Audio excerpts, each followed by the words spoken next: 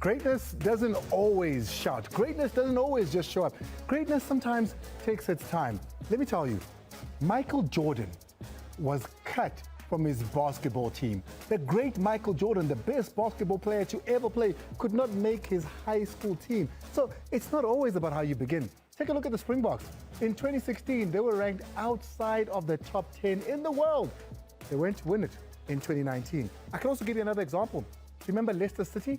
They were ranked 5,000 to 1 chance they could win the Premier League. Yet ding dong, that year they went on to win the Premier League. Serena Williams, at the beginning of their career, was ranked outside 150th because of how she started. So Anita, what are you saying? I'm just saying, it's just the first game. It's not always about how you start, because sometimes, like Michael Jordan, you could start not being picked and end up as the best in the world. So, with that being said, what do you make of the start of the first games of the Betway Premiership, Hlompho Kekana? The excitement was there, and I was excited to see football back into our screens. Mark, how important is the start? How important is that first game, Hask? That's very important. I think ultimately you set the tone for the season. It's not defining. It doesn't mean, whether you've won or lost, you're going to either win the league or lose or be relegated. But you want to start on the right foot. And so I do believe it's important. My highlight was the supporters, though. I love the fact that we had. I love the fact that we had quite a few stadiums with packed crowds. And so I hope that continues for the length of the season. Very, very, very quickly. A poet, a writer, a man of absolute greatness once said, give it to them already after the first match had played. Is there such a team that you can say, give it to them already after the first match? Not really. After the matches, I think it's going to be a fight. Mark, a great man, a poet once said that. Definitely not. And that's what we want. Yeah. We want the league to be tight. We want the league to be close. And so after the first round of fixtures, top and bottom is going to be hair-raising, and that's what we want. Mark Haskins, as well as Hlompho Kekana, are going to be joining us over the next hour. We'll be looking at absolutely everything. Orlando Pirates, Mamelodi Sundowns, drawing and losing their game. Amakosi getting all 3 points. And the newbies as well. We're going to go to Marumo Gallants. We're going to see what they brought for us out down in the Eastern Cape. But there were decisions as well, Taref. There were decisions, Tatani, Hlungwane, that you weren't happy with. Yeah, Riperle Ma'a. We'll go to Orlando. Should Vusimusi Ngube have got a penalty or not for Sekhukhune?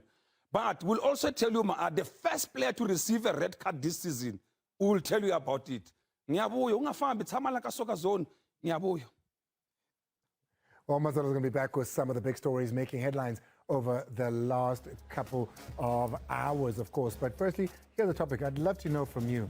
Is Abdusalam Wadu changing too much too soon at Orlando Pirates? Because I'm going to come back but for now, I'd love to hear from you. Is Coach Wadu changing a little too much? But South Africa is waiting for him. They want to know what's happened. Is Chiefs getting Velebayi?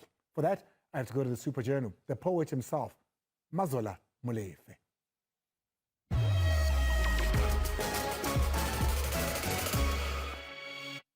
I can't give anyone the league just yet, but I can tell you what I'll bring to you at home is that Thapelo Maseko, at the moment, laying out his frustrations at Mamelodi Sundowns, that he's unhappy, he's losing the spark. This is a player that was signed from rival SuperSport United for big money to come improve his game at Mamelodi Sundowns. But he's been locked in at the moment.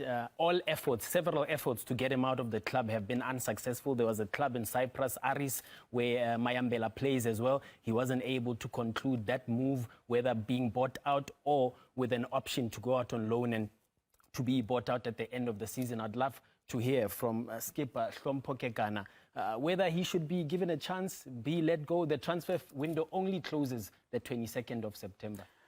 You see, Mazala, when you see a player showing his frustration on the socials, that tells you that he doesn't want to be at that camp. And it would be wise if the two parties sit and discuss that and maybe come into an agreement to say, we shake hands, you go away, I'll go my way. Because if you see a player in that state of mind, I don't think he cannot play for you in the next season. Skipper, is there something fundamentally wrong with the way Sundowns deals with players? Because you've got Sailor at the moment, you had Deboho at some point last season. You know, we're hearing now, and Mazolo is going to clarify on what's happened with Shalulila. There's a Ribeiro that's not there. There's so much, you know, of Letaku as well, who we've heard has put in an amount. What is wrong with the way Sundowns deals with these players? I think it has to come from the player and the club, how they communicate in this thing. Because sometimes I can just hear a rumor about me wanted somewhere. I need to just go to the club and tell them this is what the offer says. And then let's make sense from that. I cannot just go out and be, you know, the team wants me from overseas and then I start saying I want to go. I need to understand that I still have a contract and there's still a lot of investment on my services. Well, that's a story we'll keep a close watch on sabcsport.com. I'll have an exclusive interview with his representatives about the way forward for Maseko. Let's move on now to another story that concerns Mamelodi Sundowns, a player that they're looking at, Khulumani Ndamani, the left centre-back at TX Galaxy.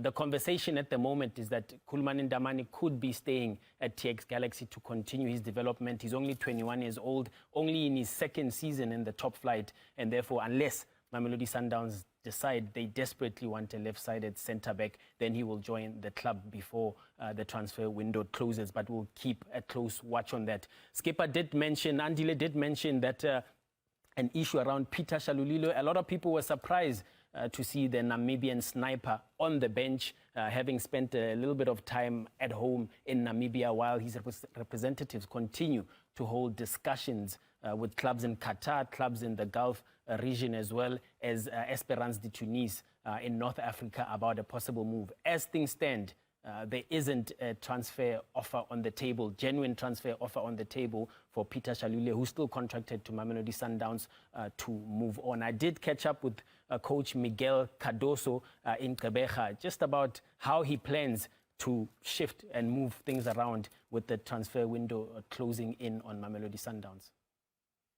Look, I would like to have eventually put Peter or a second striker in the pitch. That's what I was expecting from having Arthur until the end, because Arthur could make that position, so I could eventually even keep the same changes outside, so that we would have that mobility that Kutluwano and Mabena could bring, but have extra men in the front.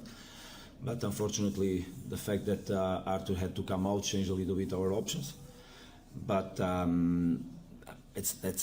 have to manage the squad that we have. The players that we have to reinforce us from the bench on the outside spaces are the ones that I put it in, and it's my job to work with the players that I have in the squad, and I will do it the best I can to produce results out of them.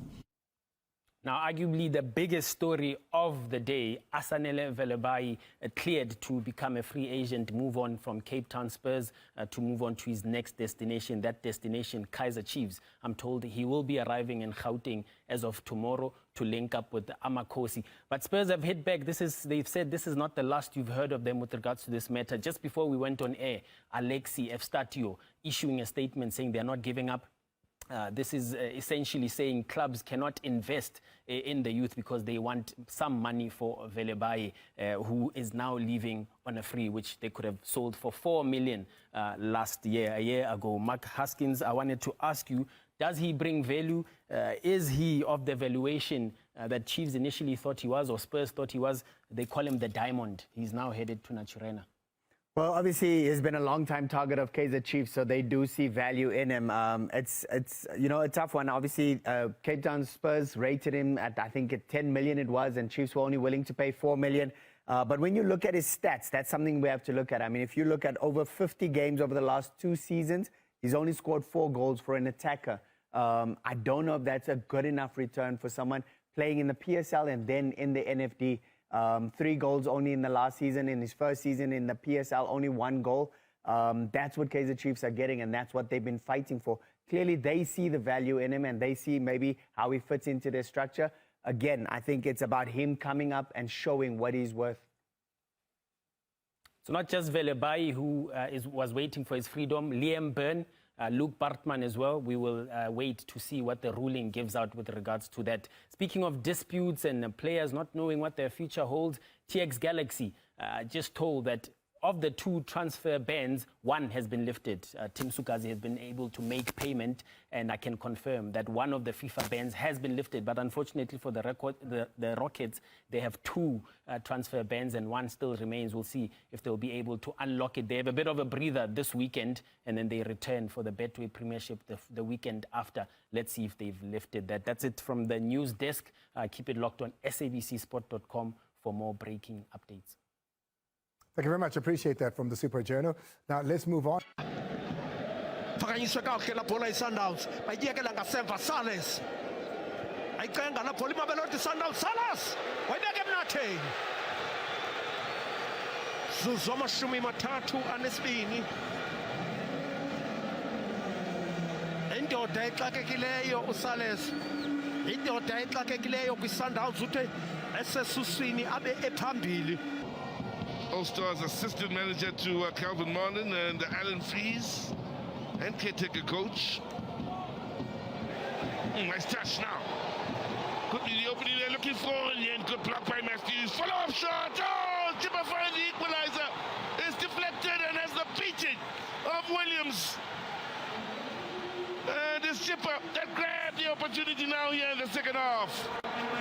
AmaZulu's new season got off to a promising start as they narrowly beat the top-flight rookies Auburn College by 1-0 at the Princess Makoko Stadium on Saturday. Ekhona nayo usaleng uSuthu luvule ngegoli lokuqala nje jikelele kule season. Umkhonto wagwaza ekhaya kunozinto waseLesotho uMurane Eshbaba hare bafanas. Still in Durban, but this time on the South Coast side, Emlazi, Richards Bay, ishawa umfana omncane ofike nje manje kwi-PSL u-Alexandre Lafitte oneminyaka ewu-28. iMarumo Gallants iphumelela ngamagoli amabili kwelodwa. This was a game of crackers, and Bheki Mabuza has the honor of having scored the first goal of the season in the league. Goal of the month contender Organjani.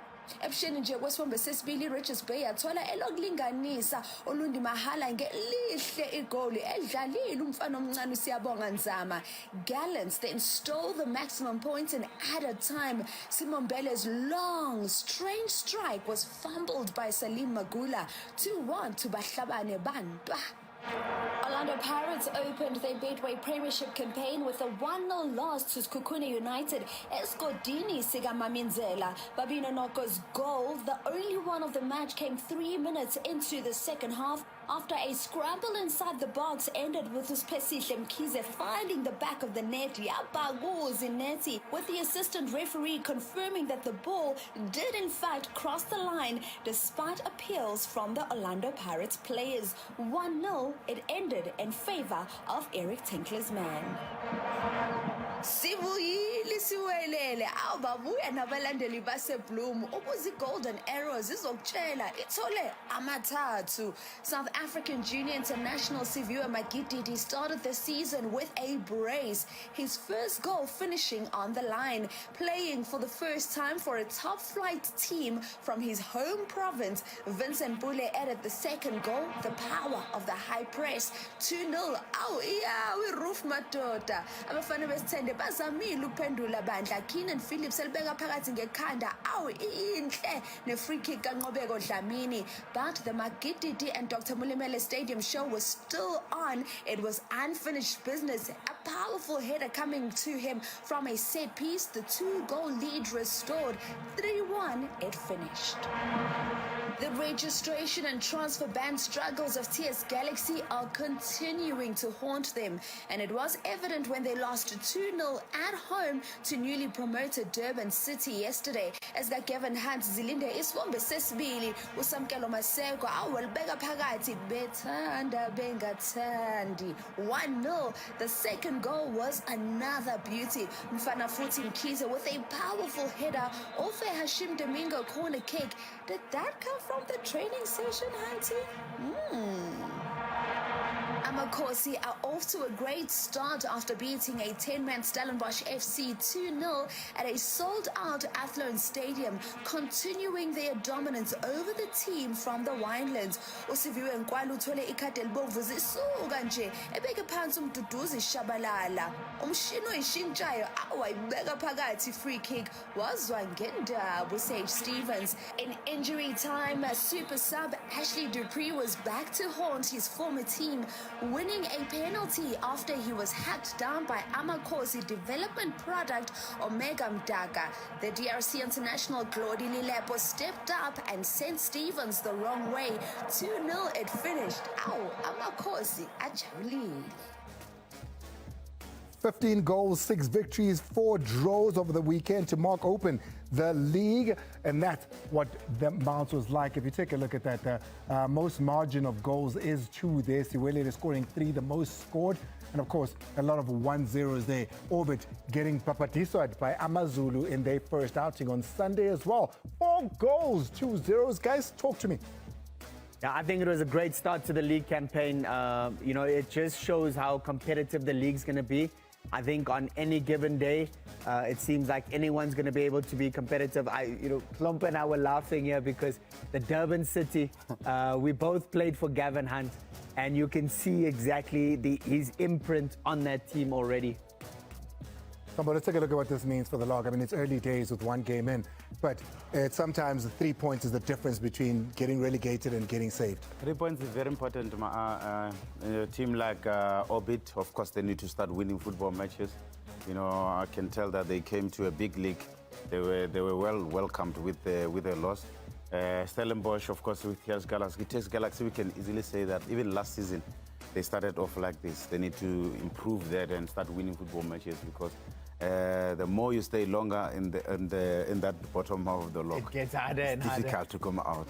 Yeah, it's certainly, you don't want to find yourself there. But yes, Siwelele topping the log, the team that we knew the least about coming into the opening match. And so certainly they put on a really great show to win their opening game against Golden Arrows. But still a lot of football to get through. It is just the opening day. Well, day 2, there it is. Tuesday, Mujisi Mamluri Sundowns hosting AmaZulu. Marumo Gallants host Orlando Pirates. There'll be a lot of eyes on the newbies here in Orbit and Siwele. Yeah, certainly. I think that's going to be a very interesting encounter. I wish, though, that Orbit College were playing at home. I think they're playing at Dobsonville Stadium, and that, you know, they don't have their home support. That'll be unfortunate. But certainly, when you look at Pirates traveling to Marumo after Marumo got their win in the opening day, going to be interesting. Yeah, I'll want to see Mamelodi Sundowns, you know, responding from the results they got in Gqeberha. Of course, they'll want to show at home that they're still the defending champion. But yeah, it is going to be a very interesting season. That is, of course, the refs' decisions over the weekend. Were they saga or not? And for that, we need to go to the principal, Tatani, Victor Hlongwane.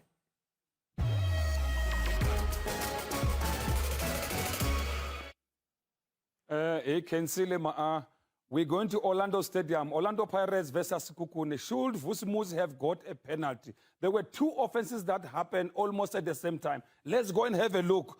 Here we go. Right. Yes, there's one by Mbokas inside the penalty area. You can see the kick there. That's kicking an opponent. There's one by Sibis on Grobla there. Outside the penalty area. This is an offense. The player has been kicked after he's released the ball. So kicking an opponent inside the penalty area. And then there's another one which was more reckless for Grobla. Yellow card was given for to Sibisi for reckless tackle. But which one does the referee punish? Which one came first? Vusimusi came first. So this one was supposed to be punished inside the penalty area. It was not punished. The ball was, the Sibisi one was punished. So incorrect by the referee to punish the one outside. You should have punished the one inside with a penalty. Let's go to the next one. We see Khampamni. Hey, I used to call him Lunga. I don't know whether he's changed the name or not. But here, let's go and see. There's a yellow card given for simulation. And there's also Mhlongo who's chasing. Did Mhlongo play the ball. That's key, because some people are saying it's a penalty, but let's start there and check. Let's see there. Mhlongo, did he get the ball? You can see he's got the touch of the ball, but there's another angle that will show us clearly there. Mhlongo got the ball there. That's why the ball moves, and then therefore the impact comes in. So this is what fair challenge. He got the ball. After getting the ball, momentum carries him through. He makes contact. Fair challenge. So why yellow card? So yellow card was not supposed to have been given, no penalty, but it was given. So incorrect and too high by the referee on this one. Let's go to the one that did not make me happy. I'm not happy about this one. Here we see Kamis kicking Tashriq Matthews in a reckless manner. Yellow card came out from Kumalo there, and then you see he's apologizing there. That yellow card came in for Sergio Chemis. But let's see the next one, where he lunges. The law says a player who lunges at an opponent from the side, from behind, from the front, using one or both legs with excessive force, must be sent off. So here, this alert is almost a red, but he survived on a red because of point of contact. So therefore, yellow card should have come out. Yellow card was not given. As Sister Sekang and Mabena came back from an injury, is ready to go to Chile for the World Cup. Imagine if it was kicked like this, the nation was going to suffer. As Sister Sekang.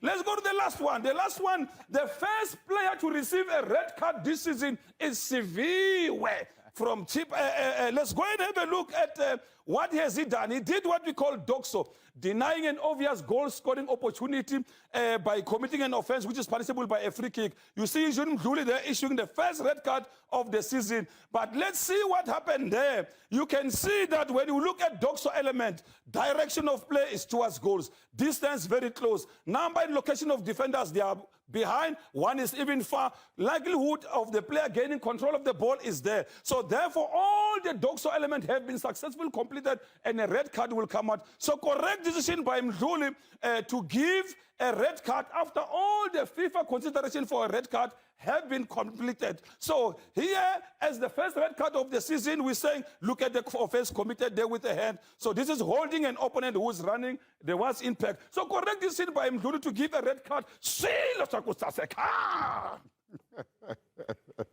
That's a referee's corner.